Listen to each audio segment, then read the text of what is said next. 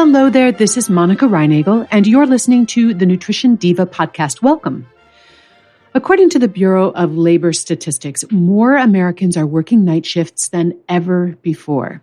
And although some people seem to be able to adapt more easily to night shift work, humans are clearly diurnal animals, designed to be active when it's light and to sleep when it's dark. And when we invert this pattern, it appears to have a number of negative consequences. Night shift workers are more likely to suffer from insomnia, fatigue, accidents, ulcers, even certain types of cancer than those who work during the day. And people also frequently gain weight when they work the night shift.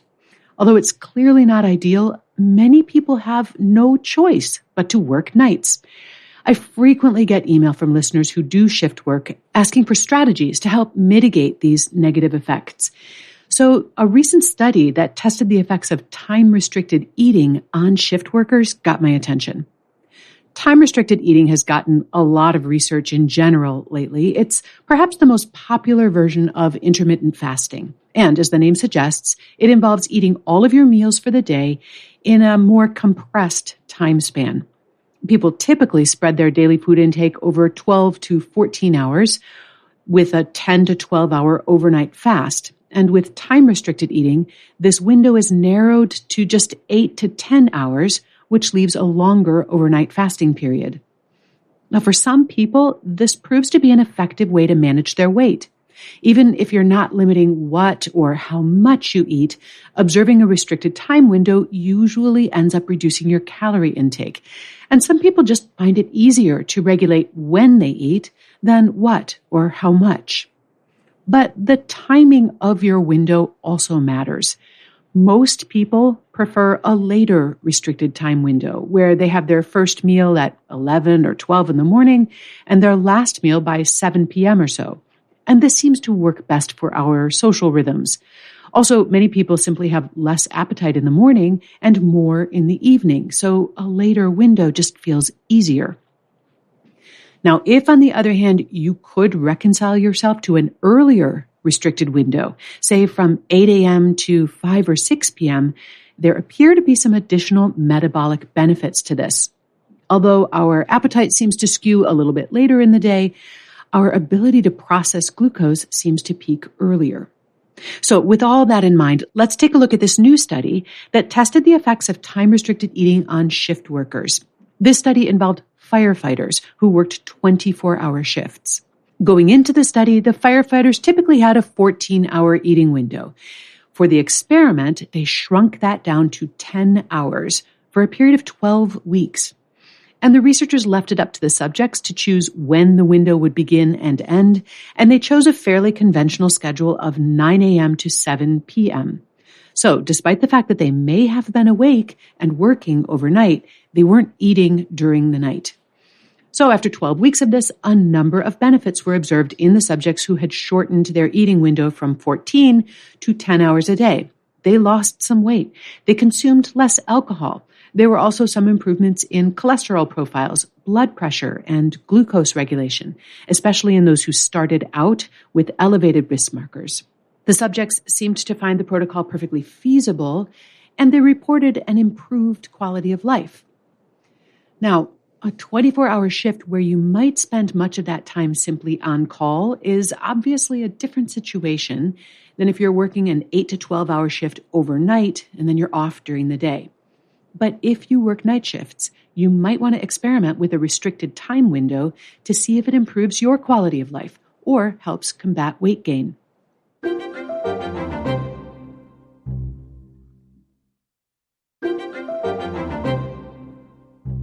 Here are 5 more tips on how to keep shift work from sabotaging your nutrition or your health. Number 1, eat more protein and fewer carbs during your shift.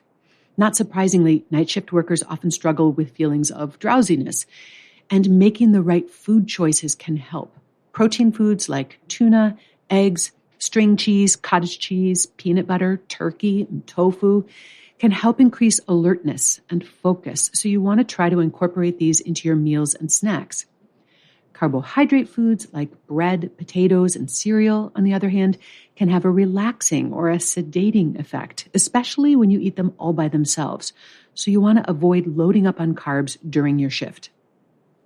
Tip number 2, avoid sugar and sweetened beverages. Because the body's ability to process sugar declines at night, my usual advice to limit your intake of added sugar and sweetened beverages goes double for night shift workers. Number 3, don't abuse caffeine. Now, I've talked in the past about the benefits of caffeine, and its stimulating effect may be helpful for people who need to be awake when their bodies would normally be sleeping. It is fine to have a cup or two of coffee toward the beginning of your shift, but I wouldn't recommend drinking it all night long, especially if you find it difficult to fall asleep when it's time to. Number 4, try not to use food as entertainment. Night shift workers often find themselves snacking throughout the night out of boredom or to keep their energy up, and this often leads to an excess of empty calories that contribute to weight gain. While being underrested can definitely make you feel hungry, snacking isn't really a very effective way to boost your energy. Taking a break, a walk, stretching, getting some fresh air, or even taking a 10-minute power nap are going to be much more effective. And the best way to satisfy that urge to snack is to munch on raw vegetables like baby carrots, radishes, celery, and snow peas. They're low in calories and they're high in nutrients. And number 5, bring it with you. Because of course, the $100,000 question is where you're going to find tuna, tofu, turkey, baby carrots, and snow peas in the middle of the night. Perhaps the biggest challenge for shift workers who are trying to eat healthy is that vending machines, fast food, or the dreaded hospital cafeteria are pretty much the only games in town.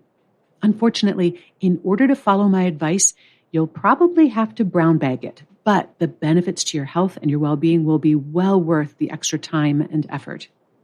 Now, here are 3 bonus tips that aren't really about nutrition, but they may also help if you work nights. Number 1, time your exercise. Regular exercise can do a lot to increase your energy and regulate your body's rhythms despite an odd work schedule. Take full advantage of the stimulating effect of exercise by scheduling your workout before your shift and not right before you're trying to go to sleep. In addition, try to incorporate as much physical activity during your work hours as your job will allow.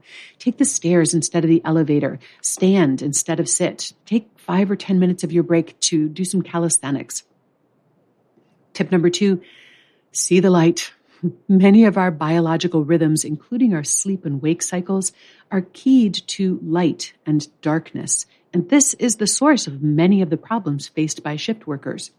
One way to help your body cope with an inverted schedule is to expose yourself to bright light during the night. Replacing some of the bulbs in your workplace light fixtures with full spectrum light bulbs, which produce light that's more similar to natural sunlight, may be helpful. And then make your bedroom as dark as possible, or use an eye mask to block out the light when you are sleeping during the day. And my final tip is to schedule time to sleep. A lot of the health and the diet issues that crop up for shift workers stem not from the fact that they work at night and sleep during the day, but rather that they work at night and then don't sleep during the day. One way to minimize the negative impact of night shift work is to be sure that you schedule and fiercely protect enough time to sleep. For most people, that's 7 to 8 hours every 24 hours. As much as possible, avoid using your phone, your computer, or other electronic devices before bed because the light that they emit is particularly stimulating to the brain. And if your sleeping environment is too noisy to allow you to fall asleep and stay asleep, try using a white noise generator or earplugs. And for more support on healthy weight management, please check out the tools and resources at wayless.life. Our group coaching program can help you create the habits, mindset, and lifestyle that lead to weighing less without dieting, and we have a new group starting in January. All the details are at wayless.life. If you have a nutrition question you'd like me to answer, you can email it to me at nutrition@quickanddirtytips.com. You can also leave me a message at 443-961-6206. Nutrition Diva is a Quick and Dirty Tips podcast. It's audio engineered by Nathan Sems with script editing by Adam Cecil. Thanks also to Morgan Christensen, Holly Hutchings, Davina Tomlin, and Cameron Lacey. That's all for this episode. Thanks for listening. I'll see you next week.